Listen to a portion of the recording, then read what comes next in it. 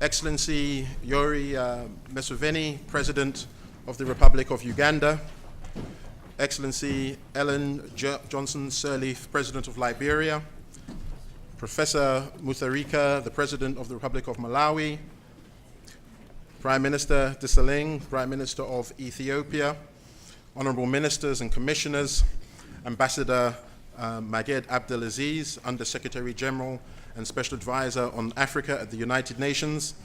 Amir Dossal, Chairman of the Global Partnerships Forum, distinguished guests, ladies and gentlemen. It is my distinct pleasure to give you a very warm welcome on behalf of Africa Investor to the 2015 AI African Heads of State and Investment Advisory Council Dialogue. This council was launched a number of years ago at the New York Stock Exchange in partnership with the African Union, UN OSA, and the Global Partnerships Forum as a platform to engage heads of state on the investment agenda each year during the UN General Assembly. Africa Investor as an institution has dedicated itself to promoting and intermediating capital to African investment opportunities through our growing domestic and global investment partnerships and platforms.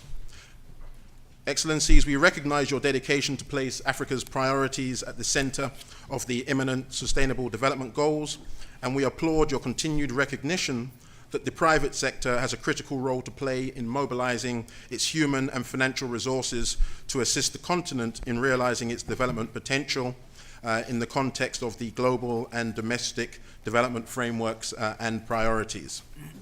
We at Africa Investor are delighted to have provided leadership of our own in support of your efforts in sensitizing, bringing together the private sector and the investment community,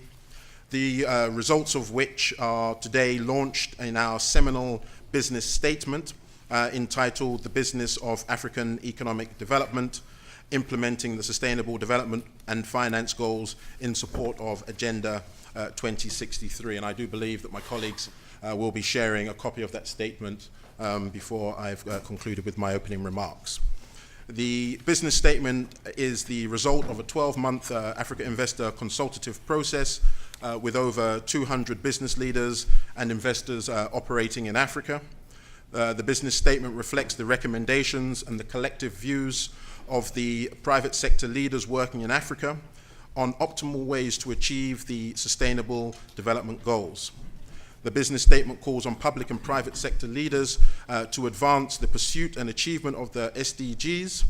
but in particular to expand the role of the business community in the implementation of the Addis Ababa Action Agenda, agreed to by all UN member states at the 3rd International Conference on Financing for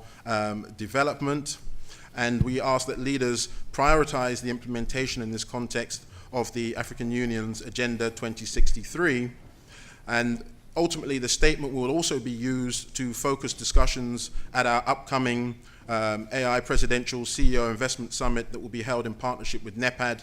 and the African Union in January during the 2016 African Union Heads of State in Ethiopia. Your Excellencies, in essence, the statement highlights the commitment of business to play its economic leadership role, but in particular urges that we try to avoid conflicting priorities and therefore encourage the negotiation of the harmonization between the Financing for Development agenda and the Sustainable Development Goals in support of the overall implementation of our homegrown agenda, Agenda 2063. The statement sets out 7 recommended areas of focus for public-private collaboration.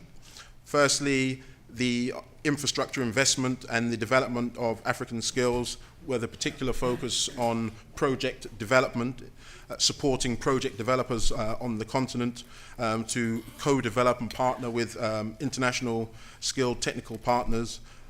The second is capital markets development, where we see a lot of opportunity for institutions like the African Securities Exchanges Association and the African Venture Capital Association and institutional securities firms and market makers to really assist deepen the capital markets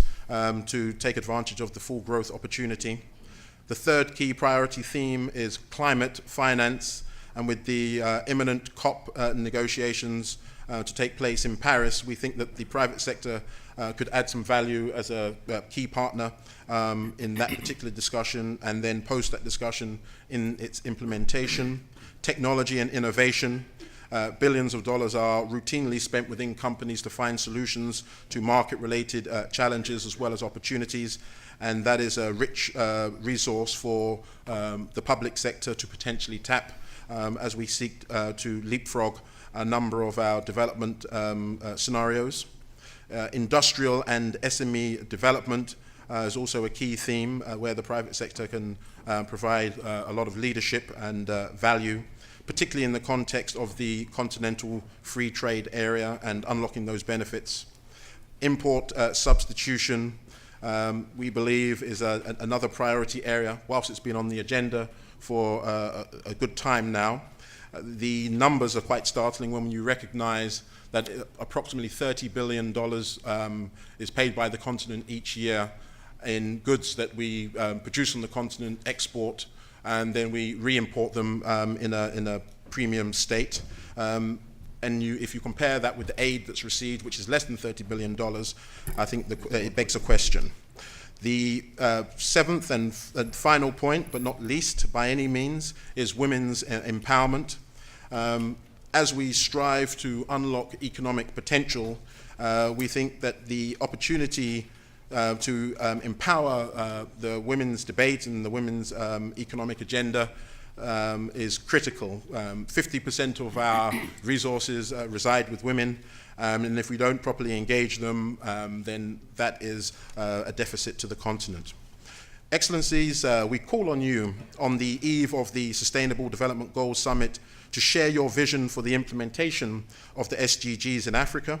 and the role and partnership that you would like to advance with the business and investment community working to that end. Africa Investor and its partners here today stand ready to partner you on creating the environment for domestic and international businesses working in Africa to create the requisite jobs and growth to achieve the Sustainable Development Goals and Agenda 2063. Doing business in Africa, you can't afford to be without Africa Investor.